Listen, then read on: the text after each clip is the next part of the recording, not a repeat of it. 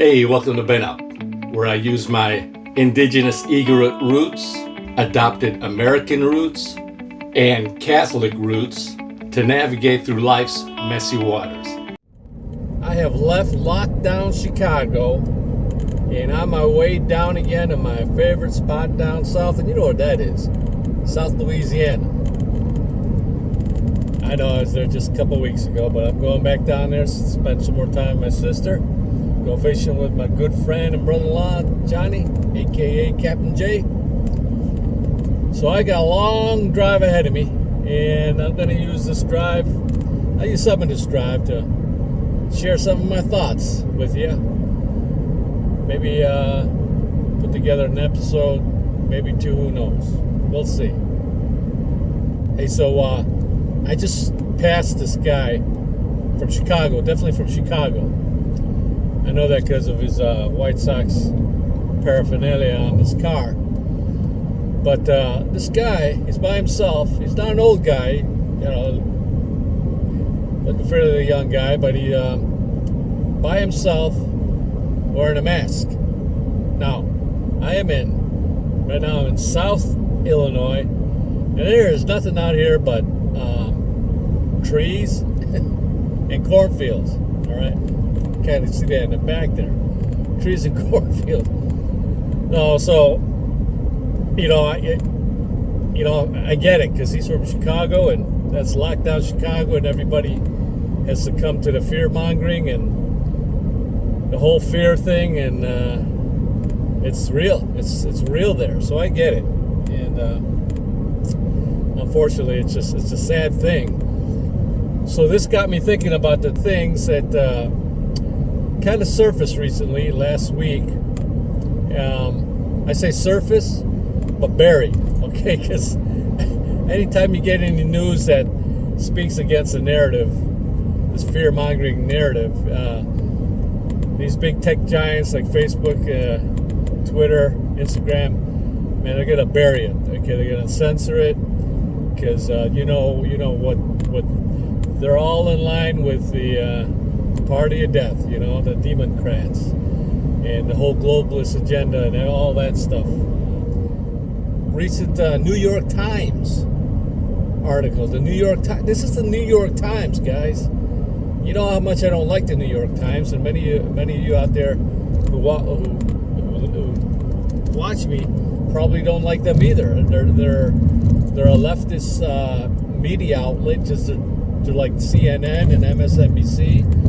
They're right there with the fake family, but they did this article, and One America News Network, OANN, I'll put a link on that below. You gotta check that out, how they talked about that article. And bottom line, what the New York Times have published is of several states, they found that up to 90% of the tests that were shown positive for COVID-19, up to 90% of that shouldn't have been positive. Did you hear that? Up to 90%? According to a bombshell new report, up to 90% of positive COVID-19 tests in multiple states in our country should have been negative. And before Facebook censors this video, or Snopes or PolitiFact tries to slap a fact-check label on it, this report came from the New York Times. That's right, the New York Times. According to the Times, and I quote, "Standard tests are diagnosing huge numbers of people who may be carrying relatively insignificant amounts of the virus and are not likely to be contagious," end quote. Let me repeat that. The vast majority of positive COVID-19 PCR tests in our country are clinically insignificant because the people who popped positive are not likely to be contagious. Why? The answer is amplification cycles. Let me explain, because it's actually quite simple. A PCR test, which is the most common type of COVID-19 test, the kind you're familiar with, identifies the virus's genetic material in a swab sample and then amplifies it over and over again until a machine can detect the DNA of the virus. If the machine detects the virus's DNA, then the test pops positive. But the number of times the genetic material on the swab sample is amplified is hugely important because it correlates to viral load. We're all familiar with the idea that if you get COVID-19 and you're asymptomatic, you likely have a very small viral load in your system. Or conversely, if you get COVID-19 severely, you might have a higher viral load. Well, if you amplify the genetic material of the swab sample enough times, you will detect the virus DNA even if the viral load in the person's body is clinically insignificant. Meaning, even if that person only has traces of the virus in their body, even if they're not symptomatic themselves, even if they're very unlikely to be contagious and transmit the virus to other people. So the New York Times examined COVID-19 testing data from New York, Massachusetts, and Nevada, and found, and I quote, up to 90% of people testing positive carried barely any virus, end quote. This is because the PCR tests for COVID-19 in the United States are using anywhere between 35 and 40 amplification cycles to identify the genetic material of the virus. And many experts agree that anything higher than 30 amplification cycles will result in inactive, dead, or clinically insignificant amounts of the virus being detected, therefore causing the test to show up as positive. In fact, the New York Times claims that of the 45,000 positive COVID-19 tests that happened one day last week, and I quote here, if the rates of contagiousness in Massachusetts and New York were to apply nationwide, then perhaps only 4,500 of those people may actually need to isolate and submit to contact tracing, end quote. So why is this important? Because public health policy, the lockdowns, the quarantines, the travel restrictions, businesses closed, gyms shut down, families prohibited from holding funerals, people not allowed to go to church, that is based on the number of COVID-19 cases in our country. Not the COVID-19 death count, not the infection fatality rate, not the hospitalization rate, not the number of ventilators in use, not the ICU bed capacity. No. The COVID-19 public policy in our country is based on COVID case numbers, which means positive COVID-19 tests.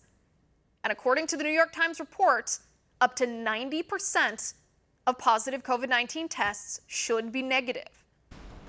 So did you hear that? Did you hear why it's so important, these numbers, and why this is such big news? You know, this is what all of this lockdown and all these things are being based out of. It's being based off these numbers. No longer are they looking at death count numbers, because that's really the most important numbers. They're looking at positive testings are on the uptick. They need, when I say they, the leftist agenda need people to stay in fear. It's like they need people to be driving down southern Illinois where nothing but cornfields and by themselves in the car, so scared that they're wearing a mask. And it's kind of sad because like that guy with the mask, you know, there's so many of him who have bought into this thing of how deadly this is. Now, hey, this is real. It's a dangerous disease. It's a dangerous virus. I am not at all trying to negate that fact. It is real. There's people have died. I've known people who have had it. I know a lot of you have known people who have had it. Probably many of you know people who have died. So it's serious. You know, we got to protect the elderly and those who are vulnerable, and it's a very serious thing. But, you know, for all this going on here, you know, what the world has turned into, it's just sad to see that this whole new norm thing is actually real deal there. This new norm, I don't like the new norm, okay? But they want people like him, and they want to use that. And the bottom line here in America is to promote false narratives, leftist agenda, socialism, Marxism, all this crazy stuff that's going on today. But you know me, I'm not that shallow of a guy, you know. I'm not a low information guy. All right? If I'm going to make decisions in my life, and I've always tried to do this, I'm going to base it on reason, and then enlighten that by faith. I mean, that's what we should all be doing, and not by all this emotion and feelings and emotions, and just listening what the mob has to say and doing what the mob wants you to do, and just because everybody on your social media, on your Facebook, on your Instagram, on your TikTok, or wherever you're on, just because they're all seemingly falling for all these lies, doesn't mean you have to do that.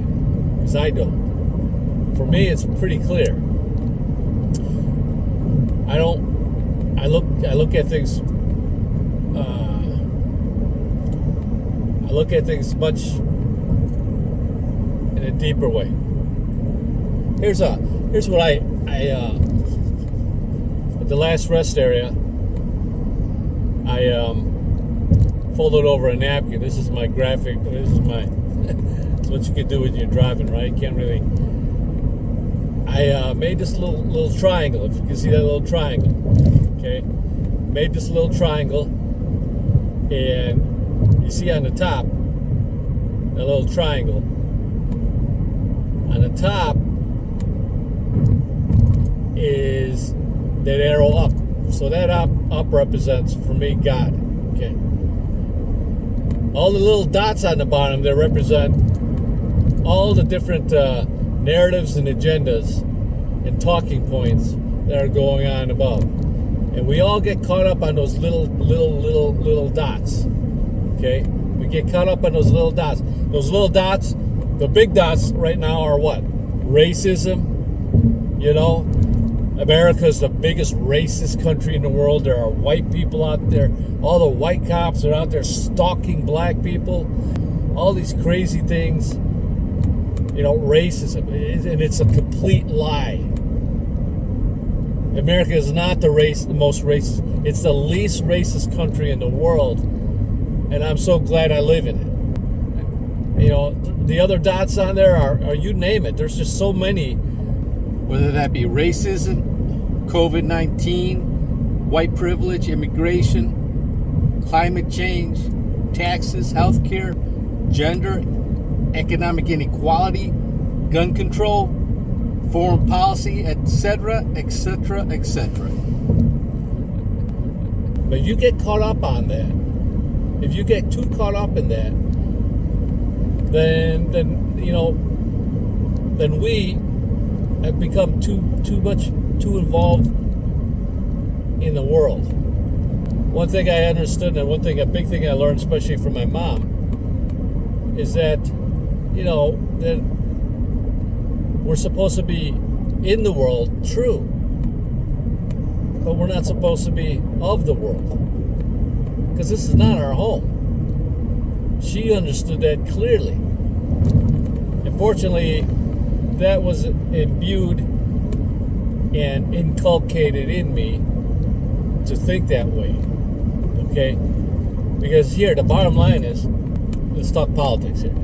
That arrow up, I don't care how my feelings, whether or not I like that orange guy, whether I like Trump or not, about some of his crazy tweets, we can all agree he's got some crazy tweets and things like that, right?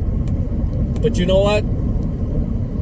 And we get caught up on that stuff. We're getting caught up in all those little red dots, and we lose our focus. We lose our focus on that arrow. Now, I know there's a lot of Catholics, a lot of Christians out there who are pro-Biden. But I'll tell you what, I agree with many brave priests who are reminding us that if I'll speak just for us Catholics, just for Catholics, they're reminding us, if you're Catholic, if you're Catholic, you can't vote for Biden. You can't vote for him because he promotes and espouses and promotes many things that go against Catholic teaching, goes against Scripture, okay, goes against the laws of God. And the number one thing is abortion. All right, you know, I may agree or disagree on any of those little red dots on the bottom of this napkin, but regardless of how I feel about those, none matter more than the top, than God. None. And right up there is the sanctity of life. The sanctity of life. None matter. None of those talking points, none of these things, the economy and anything else, immigration, whatever you want, whatever interests you, whatever topic or issue interests you, none of that matters. If we lose, if God is taken out of the picture, and if the innocence, the sanctity of life keeps being snuffed out through abortions, none of that matters. This economy can go to crap. I mean, this economy can fall on its face. I could lose my job.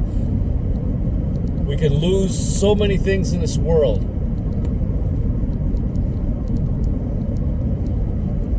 But if we're still a country of faith, a country, if we still believe in God and praise and worship Him and live our lives according to His rules, and the lives of those innocents are saved, it's all worth it. It's all worth it. All right, let's take it. If you take a look at this thing again, this napkin, flip it upside down. The inversion of that is what Satan, the diabolic, his minions, and the whole diabolic realm want to happen. That arrow, that ain't facing up no more. They want all these souls, as many souls, down into hell. And how they're going to get that? One way is to use all these little red dots. That's how they get people down to hell. They're going to use that, get people all caught up in all these false narratives that are going on right now. And they want, I tell you,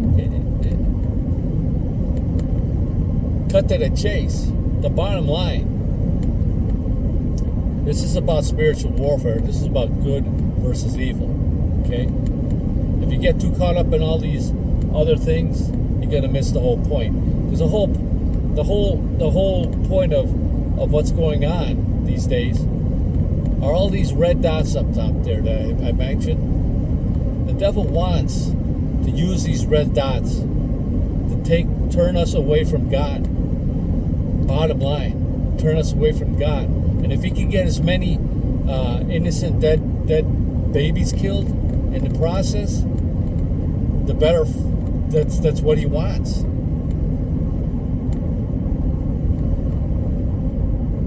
I mean, the devil wants these guys like that. Let me go back to that guy with the mask. He wants us to be that afraid.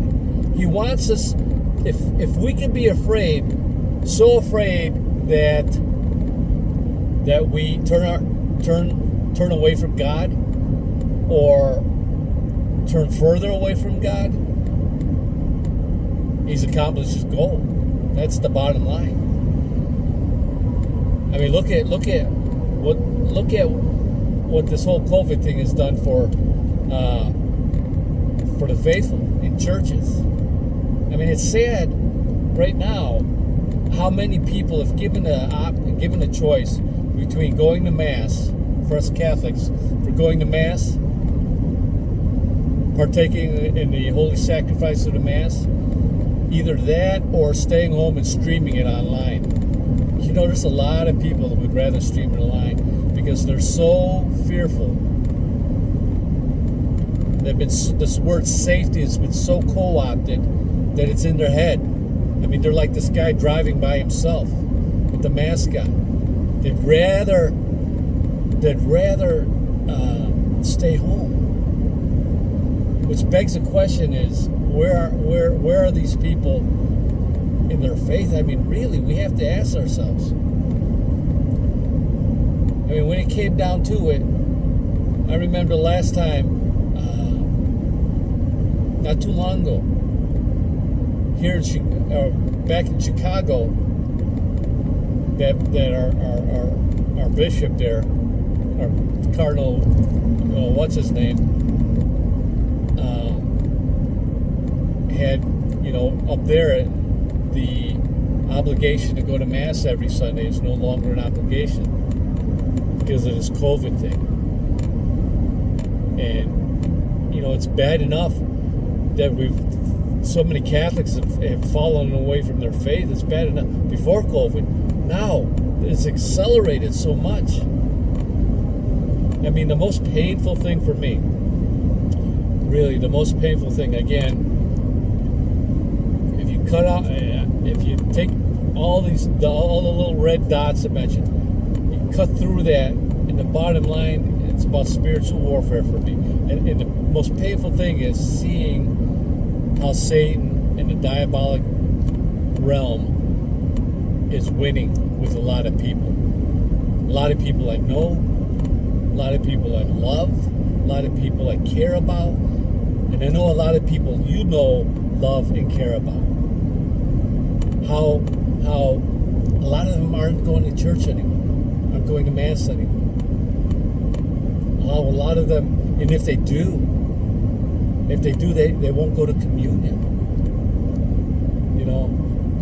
I understand not going to communion if you're not in a state of grace. I understand that. And if you don't, you shouldn't be going to communion if you're not in a state of grace. If you don't know that already. You got to go to confession, get yourself right to God. So I understand if people are going to communion for that, but I got to tell you, I don't think that's the case. Because the communion lines before Mass, and I go to the traditional Latin Mass, so there's a communion line, there's communion before every Mass. You don't have to make an appointment, a special appointment or whatever. But people have an ample opportunity to go to confession so that they can go to communion that day. And you know what I'm seeing? I'm seeing a lot of people that aren't. And I'm not passing judgment on people because it's really between them and God. But I can't help but think that communion's there. Confession is available. Priests are hearing confessions before confession. Yet when it comes down to receiving the body, blood, soul, and divinity, people aren't doing it. And unfortunately, it's because they got this COVID thing in their head. This co-opted safety thing in their head. It's sad. We're talking about souls. That's why it's so sad. For me, it's just too simple. It's not very complicated. The devil wants us to go to hell. The devil wants us to turn our backs on God. The devil wants us to live sinful lives. The devil wants us to commit sin. And it's much more easier to do that when we aren't living a sacramental life. When we are, living with our boyfriend or girlfriend. When we're fornicating. When we're committing sexual sins. When we're committing all sorts of different kind of sins. And that's why we need the sacraments. And if we aren't taking advantage of the sacraments, because I am, I ain't no different than many of you out there. I'm just as sinful as you all out there are too. I need the sacraments. I need the sacrament of confession. I need the sacrament I need the Eucharist. I need that because I'm just a human sinful person. So not to take advantage of the sacraments because of what society now is instilling into our minds. And I gotta say, not just society, but many priests, many people in the church, prelates in the Vatican, bishops, cardinals, many are promoting, embracing even the diabolic things that the leftist agenda is trying to promote. You know, it's sad. It's sad. So don't overcomplicate it. Okay? There's a lot of important things. Yes, this is an election year. There's a lot of important things to talk about that we need here on earth. A lot of these things, but none are as important as God and defending the unborn. Now I know we're in an election year, and there's a lot of issues and topics, but we can't get caught up on those. They're important. A lot of them are important. Yes, we can't get up, but none cannot be more important than God. Will the person being elected take this country, bring this country closer to God, help its citizens come closer to God?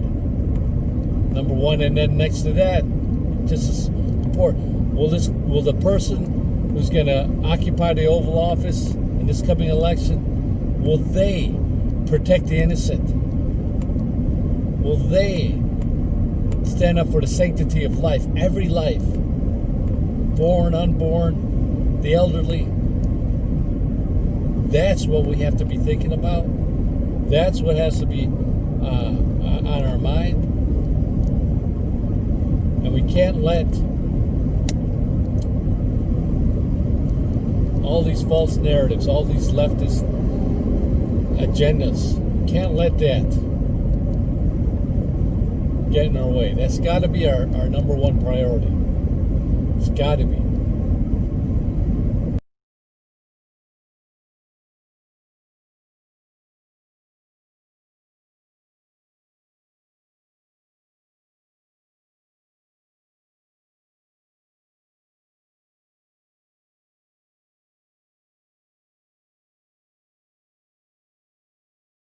Hey, this is Rex. If you like this video, please give me a thumbs up, hit the like button, and subscribe. And don't forget to hit the bell button too so you get notified on future episodes.